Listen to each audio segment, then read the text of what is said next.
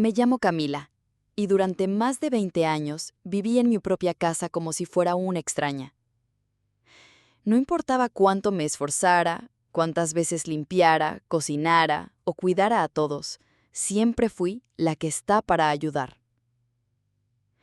Mis hermanos tenían vidas normales, con amigos, estudios y libertad.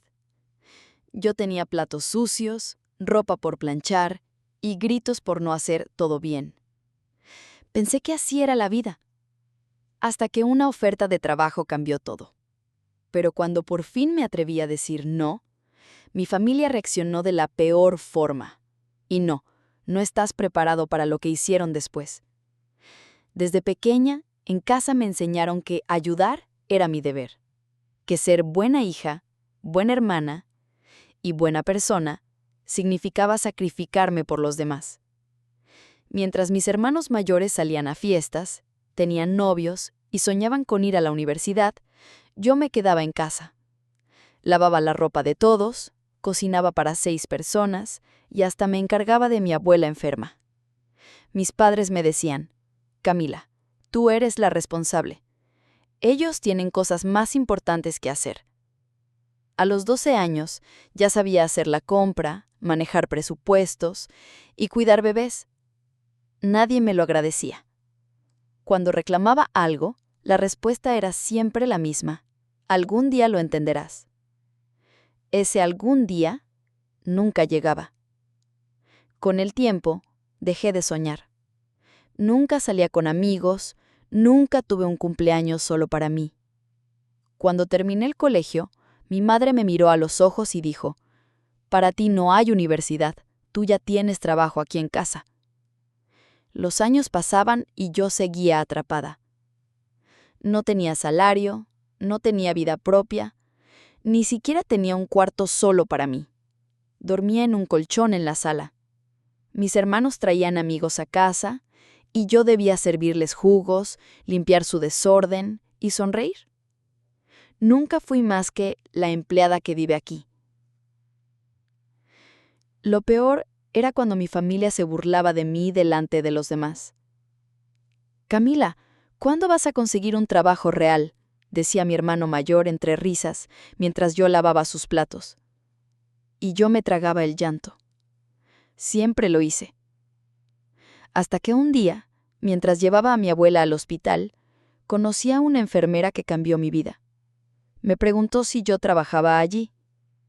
Le conté mi historia sin pensar, y ella me dijo algo que me marcó.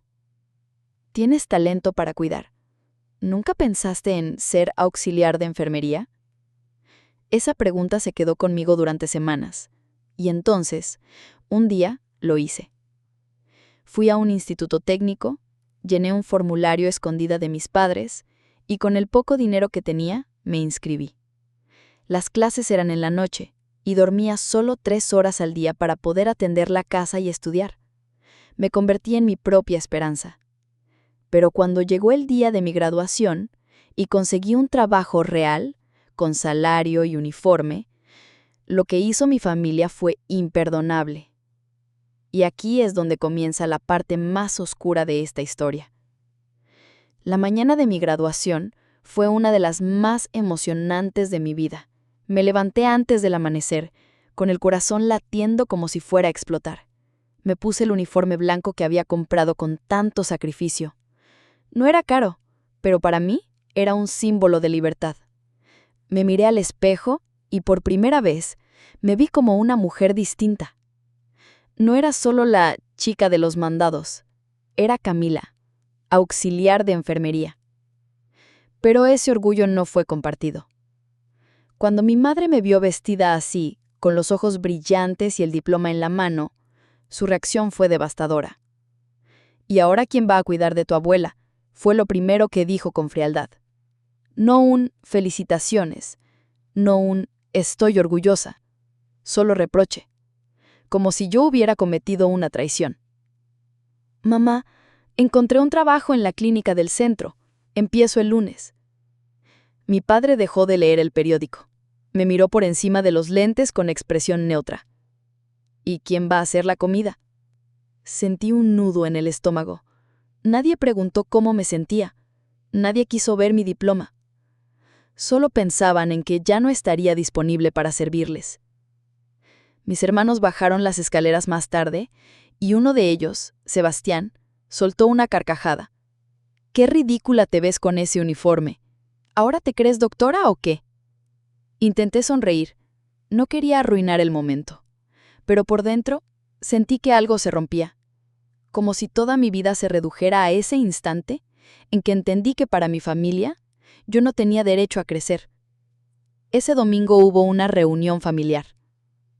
Me sentaron en el comedor y me dijeron, con tono severo, que tenía que dejar el trabajo, que esa no era mi prioridad, que primero estaba la familia. «Tu trabajo aquí es cuidar la casa. Siempre lo ha sido», dijo mi madre. «Nos estás abandonando, Camila. ¿Y si a la abuela le pasa algo?», añadió mi padre. Yo solo tenía 23 años, pero en ese momento sentí que vivía en una prisión emocional sin barrotes visibles. Les dije que no pensaba renunciar, que ya había firmado el contrato y que por primera vez en mi vida quería algo para mí. La reacción fue inmediata. Mi madre me prohibió usar la cocina. Mi padre me quitó el colchón donde dormía. Mis hermanos me bloqueaban el paso en los pasillos, hacían comentarios crueles y escondían mi uniforme. Hasta cambiaron la lechadura del baño para que no pudiera usarlo por las mañanas. Vivía en mi propia casa como una extraña, una intrusa. Dormía sentada en una silla del comedor. Me duchaba en la clínica antes de empezar el turno. Guardaba mi ropa en una bolsa escondida bajo el sofá. Era como estar atrapada en un universo paralelo donde el tiempo no pasaba y nadie escuchaba mis súplicas. En los pocos momentos de respiro, me preguntaba si era justo seguir allí. ¿Por qué seguía tolerando ese trato? ¿Era amor lo que sentía por ellos o miedo? Un día, después de una guardia doble, llegué a casa y vi todas mis cosas tiradas en la calle. Bolsas rotas, mi diploma mojado por la lluvia, mis libros de enfermería pisoteados. No había carta, no había explicación. Solo una puerta cerrada con candado. Me echaron. Mi propia familia me echó de la casa por haber conseguido un trabajo. Dormí esa noche en la sala de descanso del hospital. Lloré en silencio, sintiendo que todo se derrumbaba. Pero entonces recordé algo que me dijo una de las enfermeras más sabias del turno nocturno. A veces, la vida te empuja fuera del nido a patadas, pero es para que aprendas a volar. Y decidí volar. Y lo que pasó después fue mucho más grande de lo que imaginaba. Los primeros días fuera de casa fueron los más difíciles de mi vida. Tenía 23 años, sin ahorros, sin un lugar donde dormir, sin familia que me ofreciera una mano, pero tenía algo que nunca antes había tenido: dignidad. Me negué a volver a suplicar. Sabía que si tocaba esa puerta me dejarían entrar, pero bajo las mismas condiciones de antes, y eso no iba a pasar.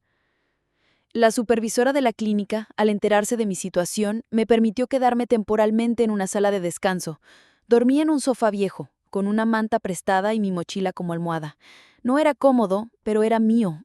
Por primera vez en años me sentía libre. Con el primer sueldo compré una colchoneta, algunos productos de higiene y un uniforme nuevo. Pasaba la mayoría del tiempo en el hospital, haciendo turnos dobles para ahorrar y demostrar que era capaz. Algunos pacientes me decían que tenía manos mágicas, otros me pedían que no los dejara solos. Me volví necesaria, valorada, querida. Pero mientras tanto, mi familia seguía hablando mal de mí. Lo supe porque una vecina vino a la clínica un día con su hijo enfermo, y al reconocerme, soltó sin pensar: «Ay, Camila, tu madre dice que te volviste arrogante desde que tienes trabajo, que te crees mejor que todos y que abandonaste a tu abuela». Ese comentario me dolió más que cualquier insulto directo, porque no era verdad. Yo había dado mi vida por ellos, por todos, pero bastó que quisiera algo para mí, para que me tildaran de egoísta. Y entonces ocurrió algo inesperado. Un paciente anciano, el señor Raúl, fue ingresado tras una caída. No tenía familia cercana y pasaba días sin visitas. Empezamos a hablar durante mis turnos. Me contaba sobre su juventud, sobre su esposa fallecida y sobre cómo su hijo lo había olvidado. Le gustaba mi compañía y siempre me pedía que lo atendiera yo. Una tarde me llamó y me dijo: «Camila, tú me recuerdas a mi hija. Ella también se sacrificó por todos. y murió sin haber vivido para ella. No quiero que termines igual. Por eso he tomado una decisión. Pensé que era una frase simbólica, pero no lo era. Días después, el señor Raúl falleció. Me dolió como si perdiera a alguien de sangre. En su testamento dejó una carta y una herencia. Me nombró como beneficiaria de su modesta casa en las afueras de la ciudad. Una pequeña propiedad, sencilla, con jardín y 2 habitaciones. Lloré al recibir la noticia, no por el dinero o la propiedad, sino porque por primera vez alguien me veía como merecedora de algo. Mis compañeros celebraron conmigo, me ayudaron a pintar, a limpiar y a mudarme. Cada mueble, cada cuadro en la pared, lo elegí yo. Era la primera vez que algo en mi vida me pertenecía, y me juré no dejar que nadie volviera a arrebatarme lo que me había ganado con tanto dolor. Pero no todos estaban felices por mi nuevo comienzo. Un día, mientras regaba las plantas, vi un auto estacionarse frente a mi casa. Reconocí la matrícula. Era el coche de mi padre. Bajó del vehículo con mi madre, mi hermano Sebastián y mi hermana menor. Se acercaron como si nada hubiera pasado.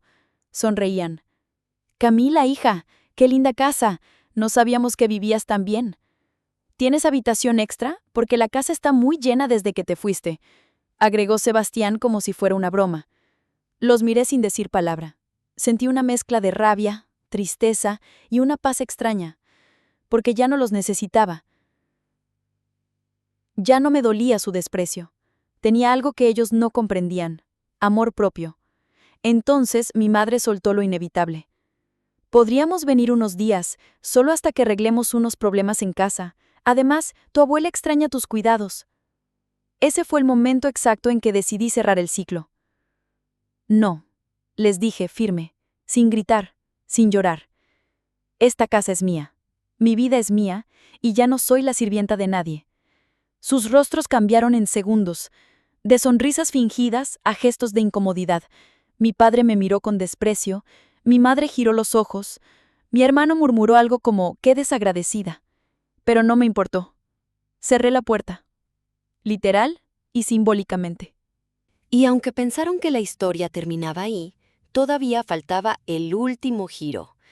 Apenas cerré la puerta, creí que todo había terminado, que había ganado, que finalmente estaba libre. Pero la libertad, descubrí, no siempre llega sin consecuencias. Una semana después, recibí una notificación legal. Mis padres estaban intentando reclamar la casa del señor Raúl. Alegaban que yo me había aprovechado de un anciano vulnerable, que lo había manipulado para quitarle su propiedad. No sabía si reír o llorar. Fueron al extremo de contratar a un abogado, incluso se presentaron como sus familiares lejanos. Nunca lo conocieron, nunca lo visitaron, pero de pronto, cuando la propiedad tenía valor, les importaba. Yo estaba sola contra una familia que no conocía límites, ni ética, ni vergüenza. Tuve que contratar un defensor público. El juicio fue emocionalmente agotador. En los pasillos del juzgado, mi madre me gritó: «Esto te pasa por no respetar a tu familia». «Esto me pasa por dejar de ser su sirvienta», respondí sin miedo. Durante el juicio salieron a la luz cartas que el señor Raúl había escrito antes de fallecer. Una de ellas decía: «Camila es la única familia que he tenido en años. Ella no me debe nada, pero yo le debo a ella mi dignidad en mis últimos días». Eso cambió todo. El juez fue firme, declaró el testamento como legítimo y desestimó las acusaciones de mi familia. Fue una victoria legal, pero más aún, una victoria emocional. Por primera vez, la justicia estaba de mi lado. La noticia se esparció por el barrio. Mis antiguos vecinos comenzaron a verme de otra forma. Ya no era la chica invisible que servía jugos. Era Camila, la mujer que se enfrentó a su familia y ganó. Pero la historia aún no había terminado. Un mes después, mientras reorganizaba una vieja caja en el armario de la casa, encontré algo sorprendente: un envolto sellado con mi nombre en la letra firme del señor Raúl. Dentro había una carta y una copia de un documento bancario, una cuenta de ahorros, con más de 20,000 euros a mi nombre. «Para que empieces tu vida con dignidad», decía la nota. Lloré como nunca antes. Ese dinero no era una fortuna, pero para mí era más que oro. Era tiempo. Tiempo para estudiar aún más, para abrir mi propio consultorio de atención geriátrica, para ayudar a otras mujeres como yo, atrapadas en prisiones invisibles dentro de sus propias familias. Mi historia no era solo sobre salir de una casa, era sobre romper un ciclo, sobre recuperar mi voz, sobre demostrar que el valor de una persona no está en cuánto sirve a los demás, sino en cuánto se respeta a sí misma. Y aunque mi familia nunca me pidió perdón, yo les perdoné, porque el rencor también encierra, y yo ya era libre. Lo que construí con esa libertad es lo que contaré a continuación. Hoy, mientras escribo esto desde mi escritorio, en una clínica que lleva mi nombre, Centro de Cuidados Camila, no puedo evitar pensar en aquella joven que dormía en una silla, escondía su ropa bajo un sofá y vivía con miedo de hablar por sí misma. Esa ya no soy yo. Y si has llegado hasta aquí, quiero que sepas por qué decidí contar esta historia. No lo hice por venganza, ni siquiera por necesidad. Lo hice porque sé que allá afuera hay muchas Camilas, mujeres y hombres que viven encerrados en roles que no eligieron, que son silenciados por estructuras familiares tóxicas, que fueron educados para servir, callar y desaparecer. Y quiero que sepan algo, no están solos. Cada vez que dudé de mí, cada vez que creí que era egoísta por querer estudiar, trabajar o tener una vida propia, entendí que había sido entrenada para pensar así, que mi familia, al igual que muchas, confundía amor con control y ayuda con obligación. Pero el amor real no hiere. El amor real no condiciona. No fue fácil construir mi nueva vida. Hubo días de hambre, de soledad, de ansiedad. Hubo momentos en que pensé en rendirme. Pero en cada uno de esos días oscuros, recordaba la voz del señor Raúl, su frase escrita a mano, para que empieces tu vida con dignidad. Y eso me sostuvo. Hoy mi clínica da empleo a otras 6 mujeres que también vivieron violencia emocional en sus hogares. Damos talleres de autoestima, ofrecemos ayuda legal gratuita para víctimas de abuso familiar y, sobre todo, escuchamos. Porque a veces todo lo que alguien necesita para salvarse es ser escuchado, sin juicio. Mis padres y hermanos siguen viviendo en la misma casa. No nos hablamos, pero les perdoné, no por ellos, por mí. Porque entendí que el perdón no significa reconciliación, sino liberación. Y si te preguntas si volvería a pasar por todo de nuevo, la respuesta es sí, porque de esas ruinas nació mi fuerza, y esa fuerza hoy es un faro para otras personas que no sabían que podían brillar. Así que si estás leyendo esto y te has sentido invisible alguna vez, no lo eres. Estás aquí, y tu historia importa. Y si nadie te lo ha dicho todavía, mereces una vida donde tú seas protagonista, como lo soy yo ahora. Y tal vez, algún día, tú también contarás tu historia y cambiarás otras vidas, como esta cambió la mía.